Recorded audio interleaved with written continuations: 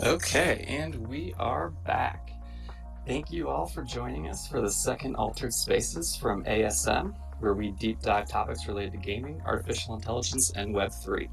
I'm your host, Genesis Bryan, Community Manager at Altered State Machine, and I'm super pumped for today's guests, who will be discussing how AI is revolutionizing the creative industry. As is becoming evident by the exponential growth of many AI tools, AI is no longer just for scientists and researchers. It's quickly becoming an essential tool for creators as well. With AI, creators can generate new ideas, automate tedious tasks, and even create entirely new works of art. And as AI continues to evolve and become more accessible, it's changing the way that creators create. But while AI has enormous potential, it also raises some important questions. How can we ensure that AI isn't sourcing from artists who don't want AI models trained with their art? What impact will AI have on the future of work for creative professionals? And will creators be out of a job in the long run? Today we'll be discussing these crucial topics and hearing from experts with the hope that this conversation will shed some light on the impact that AI will have on the creative industry as a whole. And at the end, time permitting, we'll bring some of you guys up from the audience to join in on the conversation. Before we get started, I'd like to ask you all to go ahead and like and share the spaces on Twitter and help spread the love. All right, with business out of the way, time to welcome our guests. Joining us today are David McDonald, CEO of Altered State Machine. How are you doing today, David? Not bad. How you doing yourself? Not too bad. A little tired, but doing great overall. Next up, we have Dylan. Dylan is the founder and CEO of Shadows Interactive and co-creator of Partyverse. Dylan's other recent endeavors included product marketing at EA, representing talented creators at the Creative Arts Agency, and investing in early-stage startups. He's currently one of the VPs of Creative at Futureverse, so welcome to the stage, Dylan. Happy to have you here. Thanks for having me. Excited to chat. Awesome. And last but not least, we have Believin's. Believin's first interaction with AI came as a voice user interface designer on smart speakers back in 2016. He later co-founded his own agency focused on entrepreneurship as a service. He spent a lot of time in the Web3 space working with AI tools and is a large contributor to the wider Futureverse community. Welcome, Believin's. Thanks so much for joining us. I know it's late where you are, so we appreciate you staying up to hang out with us. Yeah, thank you so much for having me. Really glad to be here. And yes, it's midnight, but definitely don't want to miss that space. I love your Thanks, mate. your cool cats PFP too. Awesome. All right, well, I want to get right into the topic at hand by kind of just giving a background for each of you, asking about your experiences to give some context for today's discussion. So can each of you kind of maybe walk through different use cases or ways in which you use AI to enhance your creative endeavors?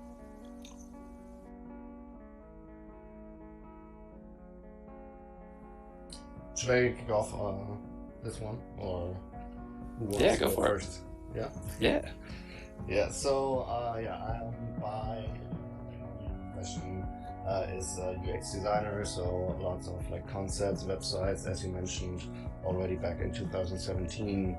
I did voice user interface design, and coming from that area of designing personas, like how does a voice assistant respond. There was definitely already like the first nuances of AI coming into the field, and now with ChatGPT, I think even just recently, like yesterday, I was at a family event, and someone who like a policeman was like, "Oh yeah, like what it's called, like ChatGPT," when I just mentioned AI, and he was already like he knew about it, and that was really fascinating to me that that this topic is now like already reached like the masses, it feels like. And I think like there, like with ChatGPT, the opportunities are endless. I also used Midjourney to generate images for like be it presentations, be it for inspiration, product design. Like there, it's endless opportunities in my opinion. And so yeah, I think like I'm wondering if there's any field that won't be touched by it. So yeah, I think really exciting. I don't think there will be any field that's not touched by it. To be honest, and I've been using the tools that we've been researching and developing internally myself for a little bit. I know I'm not technically on the creative side, but it's helped with concepting things, creating complex things that I don't have the expertise to create, like textures and concept art for different things that I'm coming up with, and even our version of Futureverse GPT, I've been playing around with to help write code. So yeah, it's definitely useful tools for creative purposes, even for the non-creative people. Yeah, and I'm happy to jump in on my side. I've always been obsessed with the question of how do we make storytelling more cost effective, and how do we enable more people to tell more stories at a higher quality scale too. That's what brought me to animation, a little over a decade ago, because animation is computer generated stories at its purest form, and as computers rapidly evolved and we started seeing things like Pixar's Render Man and the beautiful animation coming from Silicon Valley.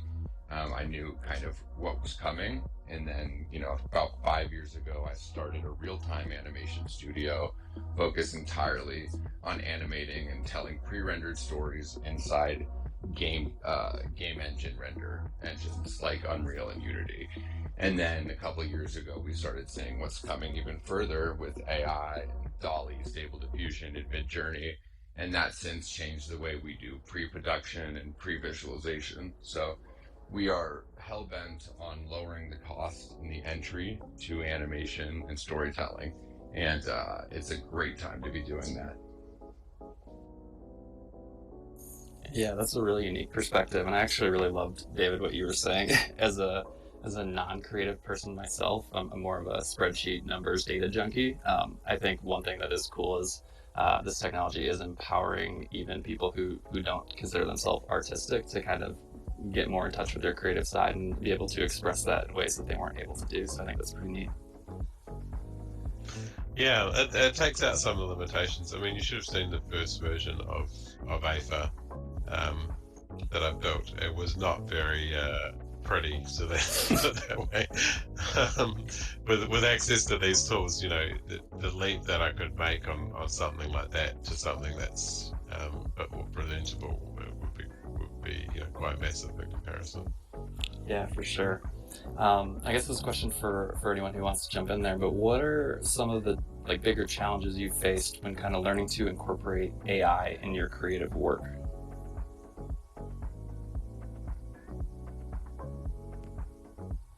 I think one part. Oh, sorry. No, go for it, B. Okay. Yeah, I think one part is to keep track of everything. The space is developing so rapidly, from ChatGPT to AutoGPT to I now heard Chaos GPT. It's it's so rapidly evolving. Integrating, even if integrated into your workflow today, tomorrow there's something new coming up, which might be even better. And I think just keeping up with all things that are developed is probably definitely one of the challenges. Yeah, I think I'll just adding to that, in the experimental phase, it's really hard to get exactly what you're looking for using some of these AI tools. We're still dealing with things like hallucinations and trying to figure out, I think with Midjourney, just now with V5, did they figure out how to do hands the right way? So there's all these edge cases that are really difficult, that were kind of unexpected, but completely can ruin a dissolution of intelligence if it's not done right. So we're not at a point yet where we're starting to use stuff in our production pipeline. That's why, like I said, it's mostly been helping in the pre-production aspects of things. Yeah, I don't think we're far from that. Personally, I think we're a lot closer to having it unrecognizable from a human hand than we think, and that's a little bit uncomfortable to hear, as I think for the creative community, but you look at the advancement of technology, and you look at what the internet and Google and things like Google has done to being able to, index all of human knowledge, has kind of evolved the way that people work in general. And one thing I know for sure is that there's going to be a lot of change and disruption that AI is going to bring to a lot of industries, including the creative industry. But I don't think it should be something that people are worried about, because I think people are still going to need to be involved in the process. But it's just going to open up the doors for more people to get involved in the creative process that currently exists. Interesting. I think just to add a bit here, one point on the allowing people that are not artistic to create content, like you mentioned also earlier, David. I think like the differentiation here, which I would make on my end, is I would not consider myself artistic in a way of being able to do like concept art, illustration, drawings, and so on. But I would consider myself as a very creative person, with a good imagination. And now with these tools, like for the first time, I could visualize ideas by just describing them. And I think that is definitely very powerful to give like this artistic ability to express yourself through these tools, even if you're not an illustrator or good in sketching things. And that's like a super powerful tool on my end, which definitely changed how I approach things. Agreed. We're moving into the augmented human. I suppose we already kind of are augmented humans. We walk around with these computers strapped to us at all times that, again, as I said, contain all the world's knowledge indexed in one location, which kind of makes us, a little bit cyborgs already. And I think the advancement of AI and moving into and being involved more in our daily lives is just going to be an extension of what we kind of already do.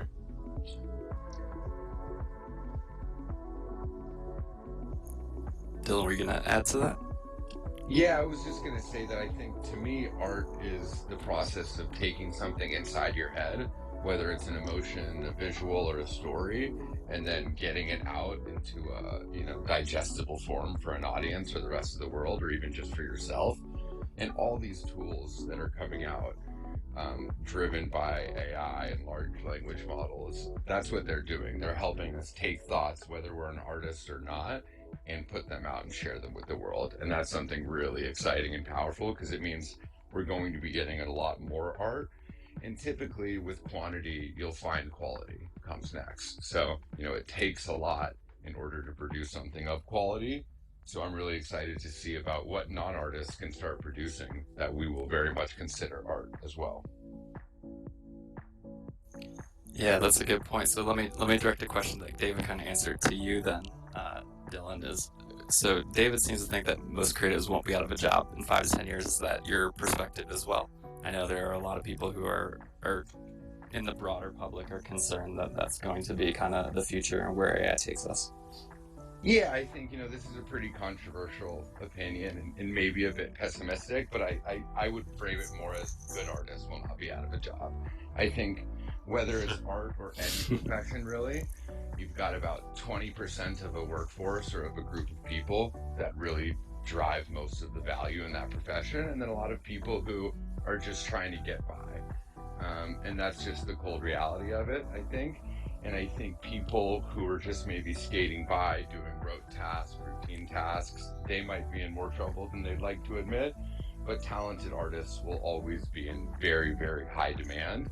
And if anything, AI is just going to drive more demand for them. So that's how I would frame it. Interesting. Yeah, I mean, even to tack on that, I would also say, even maybe not the most talented artists, but the first to adapt with AI and grow with it are probably also going to be very high in demand. Believins, what are your thoughts on that? Yeah, I think we will see a general disruption in the overall workforce. It's not limited to creative jobs. While I think like if you look back a few years, the general consensus was yes, AI will and robots might like automate stuff and take our jobs, but creativity is the last barrier of human of the human mind, and AI won't get there and take away our special creativity. And now we're here, and creatives use it all across the bandwidth of jobs. And yeah, I think like looking back a few years, this was not imaginable. And now that we're at this point, I think the overall workforce will have to adapt. The most important skill is to be able to adapt to new requirements, new circumstances. But it's not like if we compare it to like looking back when Photoshop was introduced, when all these tools came about. Creatives also had to change. Like they could not just keep doing print, and so it's always the job of the creative is to learn the tools at hand. So yeah, I think like that's what we will get. And yes, there might be some jobs where it will completely be gone, but I think that's just yeah, the way society works. So yeah. No, that's true. I think I think the sorry, what was I going to say? Come back to me. I had a good thought and I've just lost it. I have a question for you, David, actually, because that sparked something. I know you've talked about how like prompt engineers as a job or role probably won't be a thing for very long. Are there any kind of creative type jobs you can see opening up with the dawn of all this new AI technology that we may not have thought of before? So here's my kind of assessment on it. So at some point, everybody became an expert at Googling, right? It was just something that became a general thing that you had to be. At some point, everybody had to have computer skills. It used to be a specialized thing where you'd have to have a degree in order to operate a computer. And over time, as computers' usability increased, the user UX increased, then everybody, it's a requirement for everybody in any job that they have. So when I talk about prompt engineer, I think it's going to become like that, where it's going to be part of everybody's job to be able to interface with and work with AI. It's not going to be a specialized job anymore, like it used to be. You don't have computer operators as a job anymore. Everybody's a computer operator. Everybody's a Googler. So, and at the pace that AI is advancing, I don't think there's these specialized in prompt engineer roles are going to be around for very long. Before the tools and the AI get to a point where it understands its user so well that you can describe things in your natural language and it can interpret them correctly. That's essentially what the role that you're trying to get a prompt engineer to do, right? Is describe something to that prompt engineer and then have that prompt engineer describe it again to the AI. Well, that middleman's going to be removed in that process very shortly. And I don't think it's going to be specific roles. And as I was saying, it's going to be the job of everybody to become prompt engineers and become familiar with using AI tools. It's not going to be a specialized position, is my guess. Yeah, I think like that's a really good point. When I read the tweets on there won't be prompt engineers, I was at first like baffled and was like, no way that will be prompt engineers. But the more I thought about, and also now like with your explanation, we don't have, like if you look at job titles, we don't have a Photoshop master. You don't have a Excel engineer. Like you're in controlling, or you're an art director, and or you're creative director or whatever, and in your resume you could maybe like it will be just like you list I'm proficient in Adobe, in Cinema 4D, in whatever. We will have I'm knowledgeable in using Midjourney or DALL-E or ChatGPT, or then like if you go deeper down, like ControlNet or LangChain or whatever. And this will be like just, okay, I'm an art director and I am able to use Midjourney in my workflow, but it's not, we won't have Midjourney art direct, like, that's, I think, like a really good differentiation. Specialized roles. Yeah, I don't think they will survive very long. It's funny to say a role exclusively created by AI will be one of the first ones to be disrupted by AI. But but yeah, that's my take on it all. Yeah, I think I agree with that. And so we were talking about a couple of the technologies you were just talking about, believe-ins. I kind of wanted to get into this topic, and it was brought up by the community, so I wanted to make sure we touch on it. But we're seeing a trend where there's companies now who are profiting from AI tools and using data that maybe they didn't get the consent of artists, that they didn't get consent of the artists of like whose art they're using for their data. How do you see all this working in the future? Do artists have a leg to stand on, or are we just going to have to kind of bow down to these large tech companies and let them kind of run over all of the creative rights of artists? Before I continue, a quick word from our sponsors that make the show possible. Introducing Fraz Cola, the world's premier beer-flavored beverage. It's Fraz, delicious, highly nutritious with a top-secret recipe that's so delicious. Nothing beats the buzz of a cool Fraz Cola. What are you waiting for? We're getting Fraz to the NAS! Consume at your own risk. Symptoms may include and death.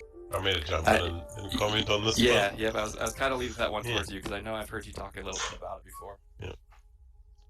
Yeah, so this is a really interesting topic, and I think we are evolving as a set of communities, how we're thinking about this and approaching this. Well, at least I hope we are. We're certainly trying over here at Alter State Machine, and our approach and the way that we're designing these systems is to have an opt-in method. So if you want to explicitly do something in the style of another artist, let's take, for instance, the art AI, the 2D art AI engine that we've built. We've got a thing called a style filter system. If you want to explicitly use any influence from an artist and what you're producing on the other end, then you've got to request to use that artist style by either owning the artist's NFT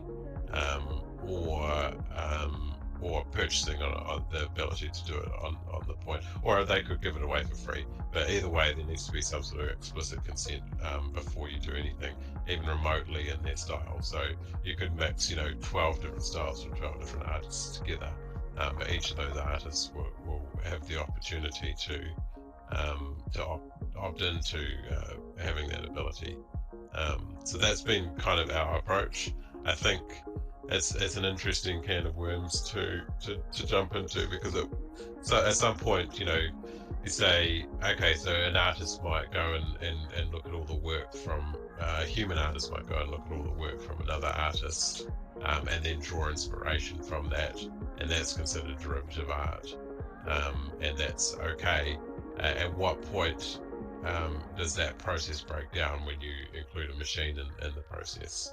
And I think we're going to see a lot of this play out in the court of laws, and it's going to come down to what the inputs versus the outputs. And I think as far as the outputs go, they will probably be considered derivative works, but the inputs into the AI, that's where it gets a little bit more tricky for people just scraping data off the internet and training their AIs. So this is definitely going to be a very interesting space to watch for those people interested in legal outcomes over the next few years as it starts to play out. with things like the music research that we're working on, we're looking at working directly with the rights holders for that to just avoid not just avoid the whole thing altogether, but also make sure that the people who involved in the creative process are kind of fairly treated, which we think is a better approach than what we've traditionally seen in the AI space, which is take everything and then ask for permission later. So hopefully, we can start a little bit of a trend with working with the people who contributed to the training of the AI in the first place. Yeah, I think like what's super interesting here is also like the part of like music research, and just like your voice, right? Like when you look at visual art, it might be like the let's make 50 works, you feed it into the AI, and then you can change and alter your image based on that style of the artist, for example. But when it comes to music, I think just recently, like 1 or 2 days ago, a song from Drake and The Weeknd popped off like on all charts, went viral. But it's all AI produced. Like they didn't sing it, they didn't produce it, they didn't do the beats, nothing. But it went viral, and everyone's listening to it. And that is just based on like how their songs work and how their voice sounds. And a few weeks back we had David Guetta, who used Eminem's voice at a live gig in a concert, where he let Eminem like rap something he didn't say. And I think like when it comes down to, okay, your voice is your art, we're in a totally like new space next to, okay, I created visual art, feed it into the AI, and it looks like it. And like, will we get to a point where we all have to patent our voice? Like that's something I do see actually, and will be interesting to see how it evolves. Yeah, it's a super interesting challenge. I was talking about it with Aaron and a couple of Aaron and Dr. Alex, I think, the other day. We were talking about how we can specifically use AI for this purpose of patenting your voice, essentially. You're creating a digital signature for your voice. Because that's going to be an important thing. I mean, the poor music industry, they just can't get a break from disruption, can they? Just constant for them. This technology thing has been pretty rough. But as I said, we're trying to work with the rights holders. I think that's an interesting approach, and compared to the other way other sort of AI projects have been approaching it. But I think ultimately that's going to be the way forward, and we're just going to hope that the industry is open to working together on this, rather than a lot of industries, when they see disruption on the horizon, the sort of bury your head in the sand kind of method of dealing with it has prevailed. Which I don't think is going to serve anybody well in this instance.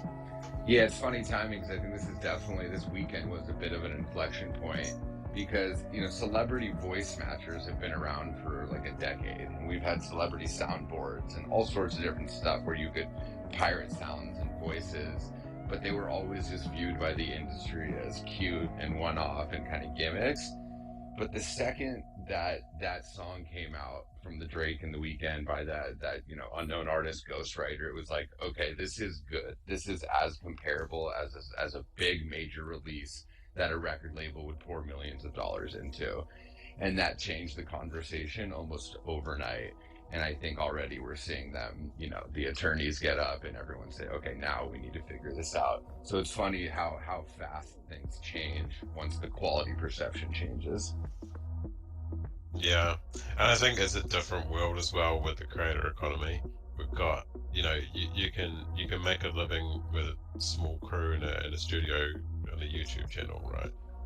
Or a TikTok channel. You can make a pretty decent living Totally. doing that, and these tools have enabled a massive amount of creative content to get out in the world that was restricted by money and capability before, and that capability and that money threshold is just lowering day by day, to a point where it's going to be, you could do a Marvel production movie in your basement. That's essentially where we're driving towards, right? With full AI actors and full AI animation and artwork and everything. I think that's the ultimate, point that we're driving to with this technology. It's not going to stop. It's not going to say, throw its hand up and say, you know what, mimicking a few artists and creating 2D pictures is good enough. Let's stop developing the technology. No, it's going to keep on going forward until it's unrecognizable from the top tier production. Yeah, and I think artists' rights is very top of mind right now, and of course we all owe it to the artists as their audience and their consumers to protect them. But there's also such thing as creator rights, and we owe it to creators and to the next generation of creators and storytellers to give them the best we can give them in terms of tools and technology. So I'm all for experiments, even when they do break something or piss people off a little bit, as long as they're done with the right intention. Yeah, that's the key, isn't it? Yep, exactly. I actually brought up No Credits Left. They were the originator of this question and topic. No Credits, do you have something you wanted to add? Yeah, thank you very much. Just to give the panel a bit of background, I've been a photographer for 20 years in New Zealand commercially. I've also been a judge of professional photography, and I worked for 5 or 6 years in the New Zealand Institute of Professional Photography running their annual awards, and the discussion around plagiarism was a massive discussion that went on for years, and sort of every so often rears its head again. And the debates that we would have between our own industry plus getting in people from Australia who have the same issues was really, really interesting to be a part of, and I kind of see this whole topic as an extension of that. On one hand, I totally love your approach, David, where you're just kind of saying, like, let's figure out a way of recompensing artists. If someone's name is used 100,000 times in order to generate a piece of art in their particular style, then potentially there is some kind of reward owing to them. However, I also took what you said earlier on about, I learned my photography by studying other artists and seeing how they did it and being inspired by their style, and then bringing my own flavor to it. And I think the whole world needs to kind of get with the idea that the only difference between this change in technology is the speed in which it's happening. When photography turned up on the scene and artists all around the world said, oh, we're going to be out of a job because we won't have to paint ever again, it took many years for that discussion to even take place, let alone suddenly people realized that, oh, maybe this technology will disrupt our industry. Now we're seeing AI change on a weekly basis almost, and it's really just brought everything to the surface in a much more violent way, which is probably why there's kind of such a knee-jerk reaction from people. Like, you go into a chat room where they're anti-AI art, and it's vitriol, like it's caustic. So I think all it is the speed. It's showing us that actually a computer can reference 100,000 images and create something equally as beautiful very quickly, and people are feeling a bit out of control perhaps, and we could try and change people's minds, but maybe the approach is what you've just said, which is to just go in with an idea of, okay, well, let's just find a way of paying people whose art is referenced, and leave it at that and move on, because that might actually be the ripping the band-aid off quickly. Yeah, there's some awesome insights, man. And I think I think the solution is going to be collaboration. And I think you made a really good insight on the fact that the pace of disruption is the thing that is it's neck breaking. Yeah. Whereas before you think the internet was fast, it kind of took over the world in a matter of a decade, changed everybody's lives.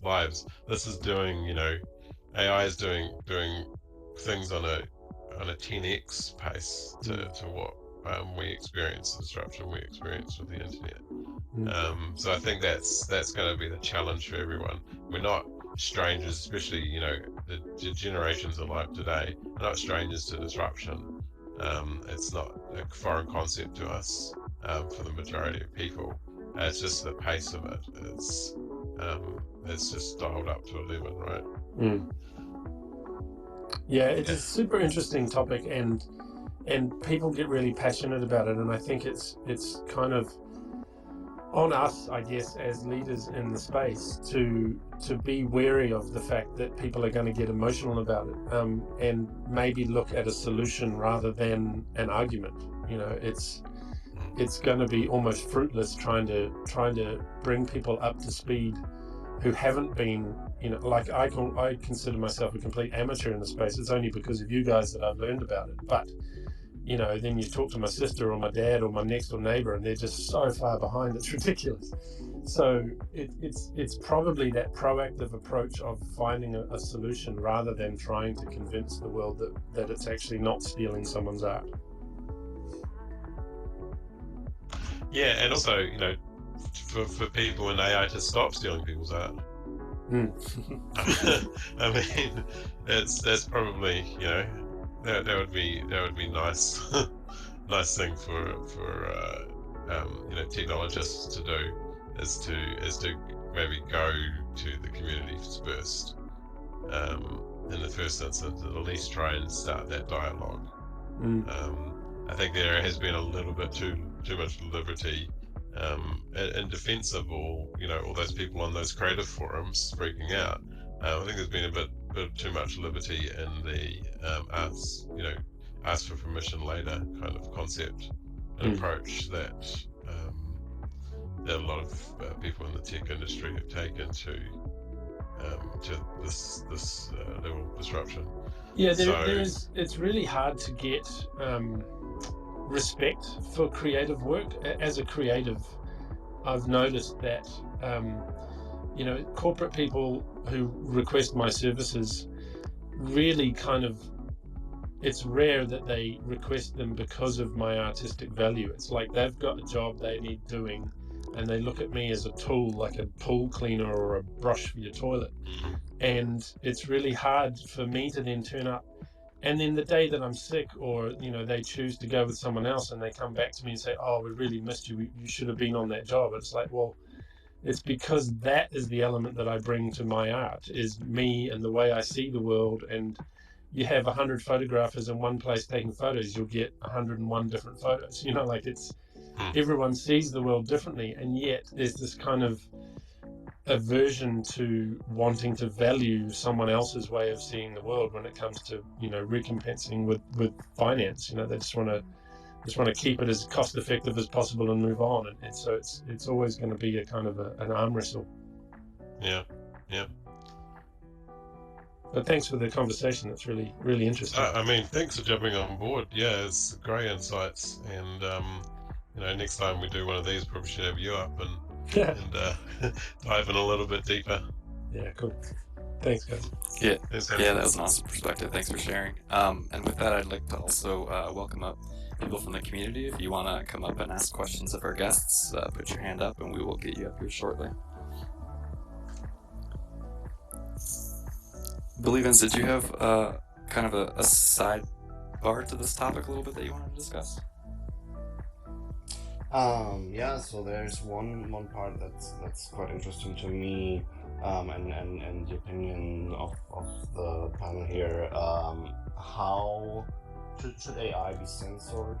So what I mean by that is, when you talk with ChatGPT and you have a conversation and you touch upon certain topics, it will just say, so for example, if you ask for stuff about alcohol, which is not like now directly tied to creative workflow, but just to give you an example, it will respond with, as an AI language model, I cannot promote drinking, so I cannot answer this question. And this, like OpenAI has now like the control to define, okay, what should it be capable of answering, and as soon as stuff like that is limited, I fear that it also takes away a bit of like creative freedom, if every second answer is I'm not allowed to answer. What's your take on this, maybe David, on like censoring AI depending on guidelines of the platform that releases it? Yep. So I'm going to make a statement that I think that some level of censorship is important because of the things you can do with it. So the average person probably shouldn't be able to go in and say, give me the gene sequence for smallpox and the method for synthesizing it in my basement. I think we can all agree with that that's probably a bad thing. Or how to create a nuclear bomb in my basement or something like that. I think we can all agree, okay, yes, there are certain things that we should not allow everybody access to, potentially, but that level of intervention is going to be the thing that's going to be debated. And that's the tricky point, is what level of censorship do you have? And my kind of view on it is that it's going to be a case by case basis, and it's going to be application dependent. So me and Carmen recently adopted a 7-year-old, and we censor the content he's exposed to a great degree. He's got YouTube for kids, and we monitor, what he's got on his iPad and all that sort of stuff. So that's an example of a great deal of censorship. And if I was going to give him access to an AI tool, I would want a certain amount of control over what he can and cannot ask it, and what kind of responses it might give to him. So that's application-specific censorship. But if you're in a research facility and you are researching dangerous diseases, then you might want your AI to be able to give you meaningful responses on that. And in that application, then you're going to want certain censorship controls removed. So I think there's going to be a spectrum of requirements as far as censorship goes, and they're going to be application specific, and it's going to be a really tricky space to navigate for anybody building applications in this space. The delicate balance between freedom and safety has always been an issue with technology, and that's definitely not going to go away.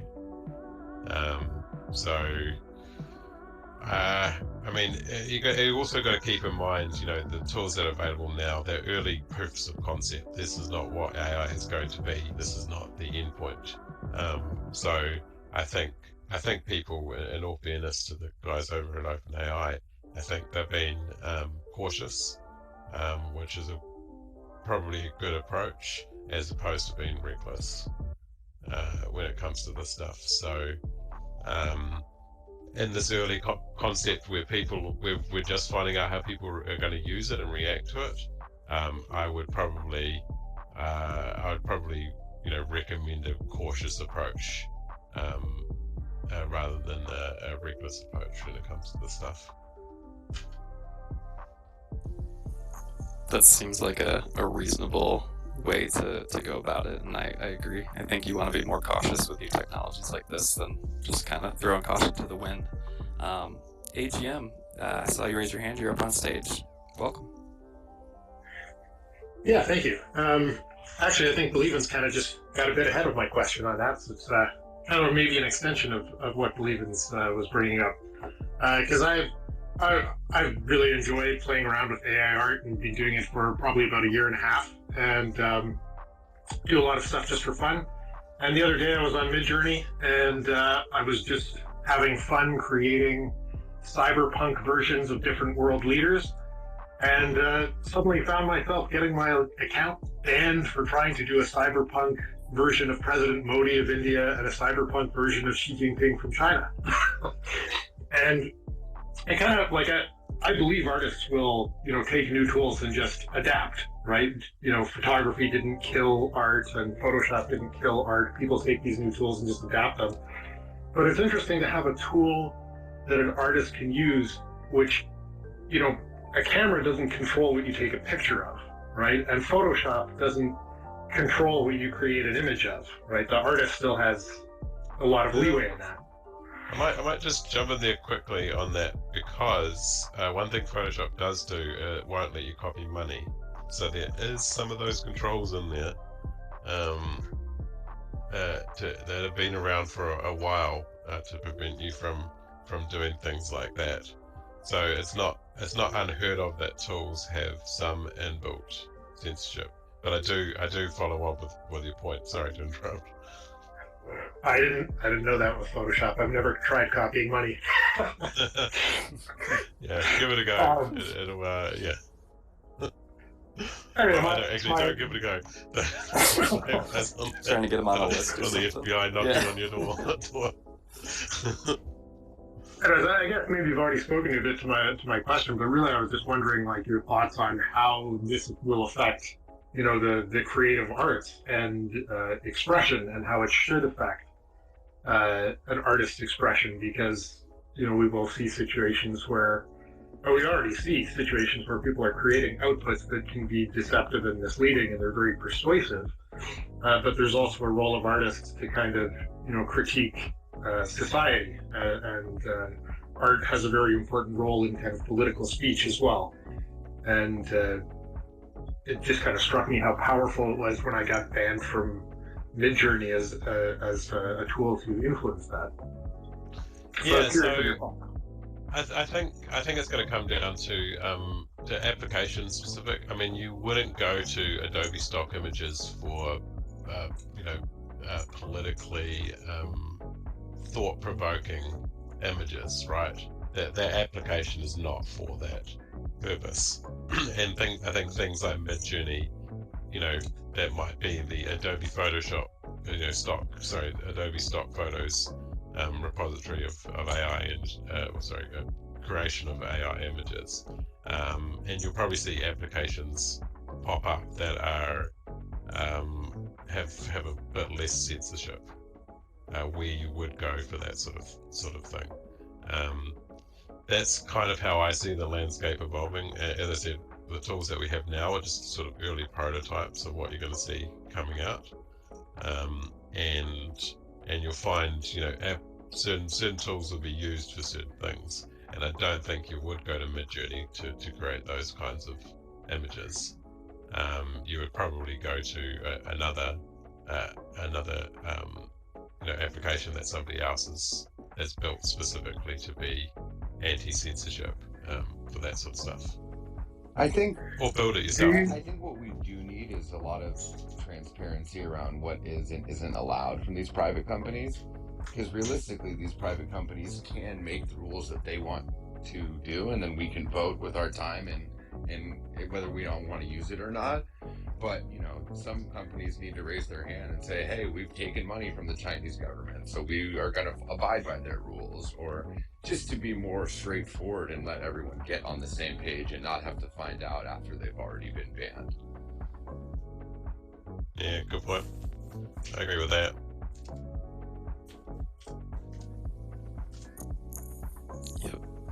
Yep, same.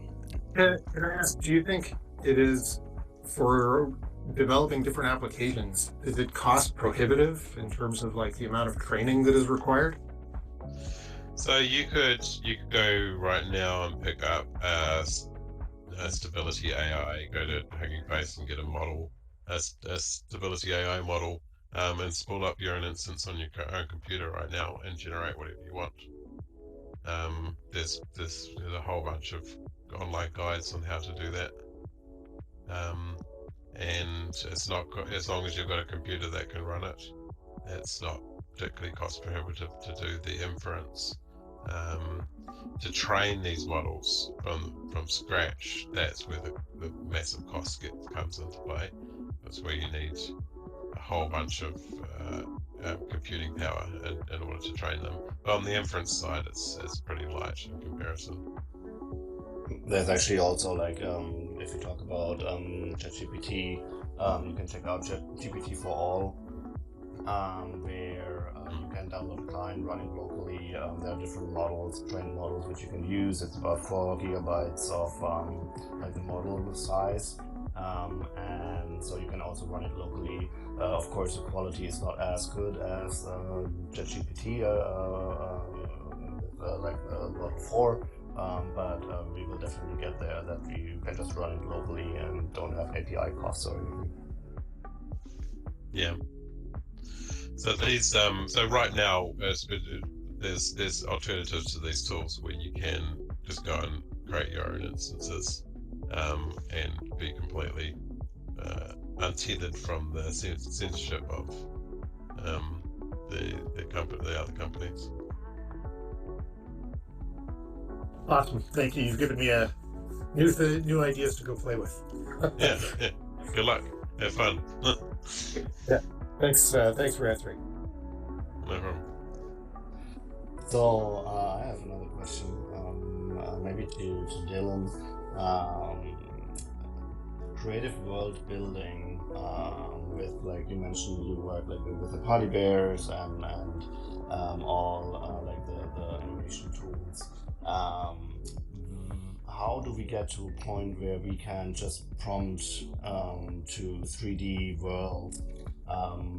Recently there was a demo for anyone who wasn't there. I was really impressive what Improbable was showcasing. So Improbable, who are building like the other side, they're working on so-called MML, Metaverse Markup Language, where you can generate 3D models just with text, just like HTML, but for 3D worlds.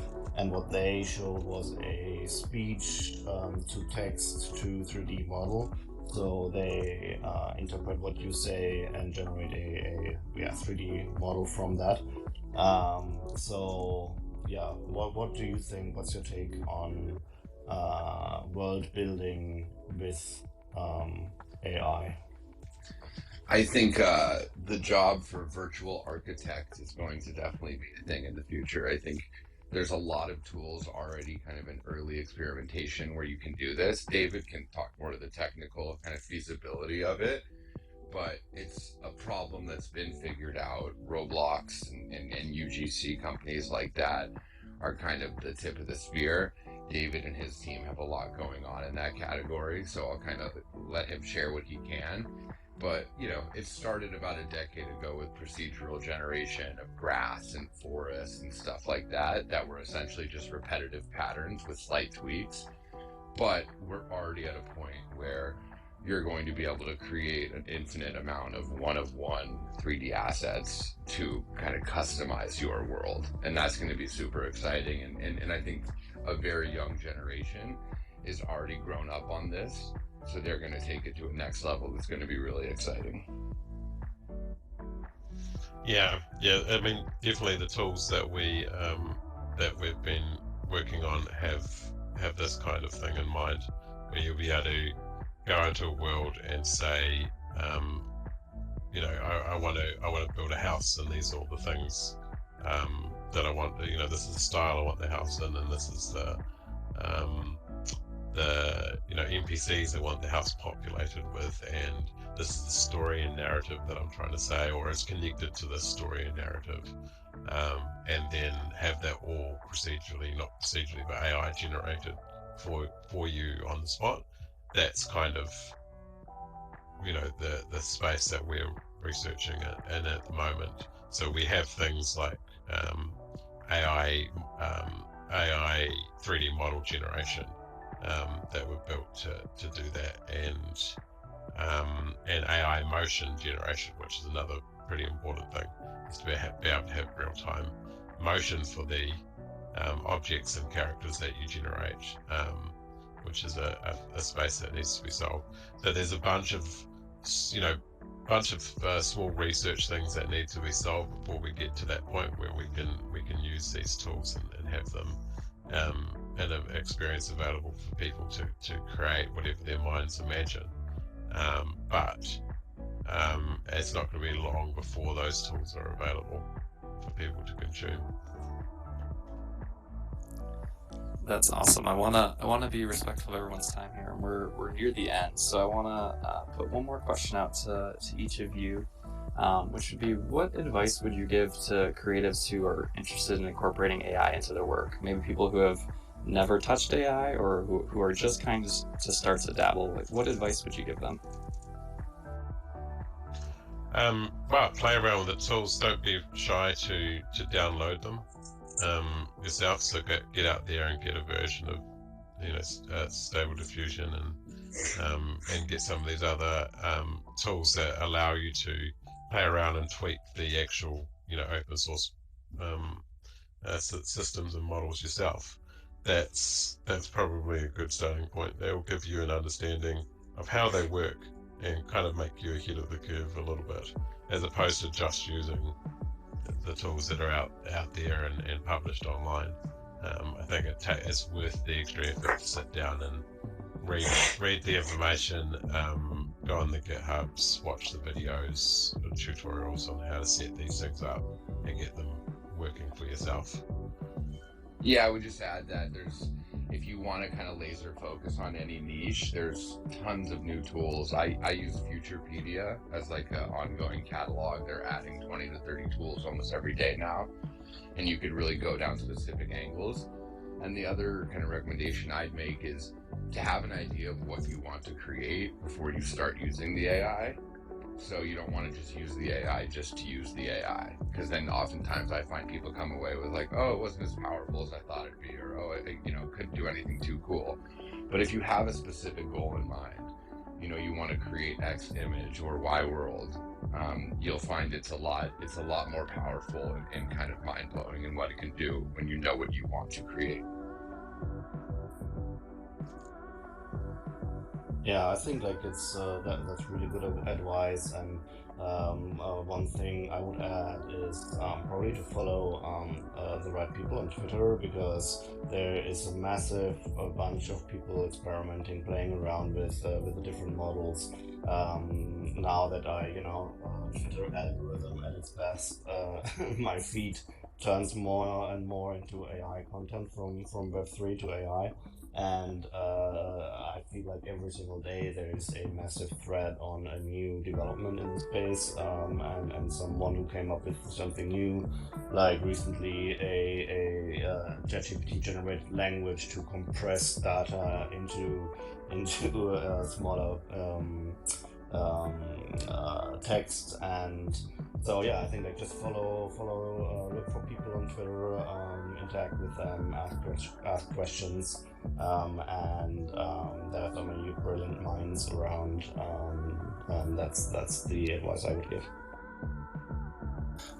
Awesome, that is really great advice. And on that note, thank you everyone for joining. Thanks for everyone for showing up.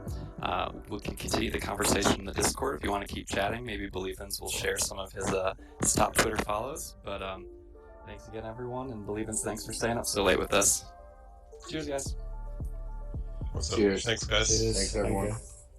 Thanks very much for watching. If you enjoy this content, smash that like button, hit subscribe, and maybe consider watching one of my other videos. Bunnies up!